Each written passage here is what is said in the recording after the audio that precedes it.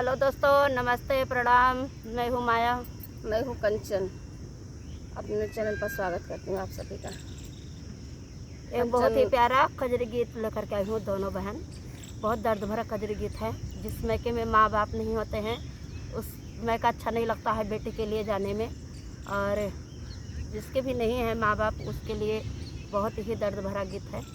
और अच्छा लगेगा तो एक लाइक शेयर सब्सक्राइब करेगा।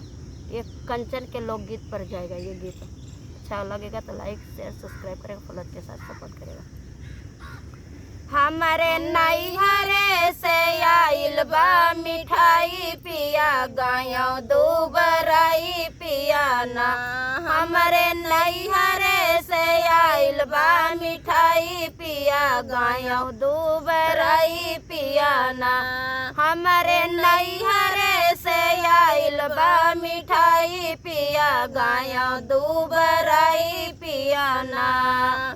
पापा रास्ते हमार खबर लियते बार बार, पापा हुआते हमार खबर लियते बार बार। बिना मम्मी के कैसन विदाई पिया, छूटे लारवाई पिया ना। बिना मम्मी के कैसन विदाई पिया, छूटे लारवाई पिया ना। हमरे नैहरे से आइल बा मिठाई पिया, गायों दूबराई पिया ना। हमरे नैहरे से आइल बा मिठाई पिया, गायों दूबराई पिया ना। चाचा हुआते हमार खबर लियते बार बार, चाचा हुआते हमार खबर लियते बार बार। बिना चाची के कैसन विदाई पिया, छूटे लारवाई पिया ना। बिना चाची के कैसन विदाई पिया, छूटे लारवाई पिया ना। हमरे नैहरे से आइल बा मिठाई पिया, गायों दूबराई पिया ना। हमरे नैहरे से आइल बा मिठाई पिया, गायों दूबराई पिया ना।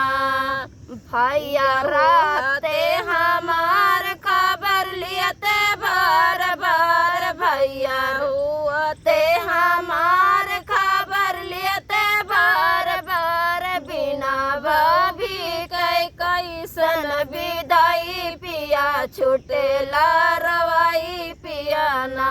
बिना भाभी के कैसन विदाई पिया, छूटे लारवाई पिया ना। हमरे नैहरे से आइल बा मिठाई पिया, गायों दूबराई पिया ना। हमरे नैहरे से आइल बा मिठाई पिया, गायों दूबराई पिया ना। हमारा गीत कैसे लगेगा कमेंट बॉक्स में जरूर बताइए।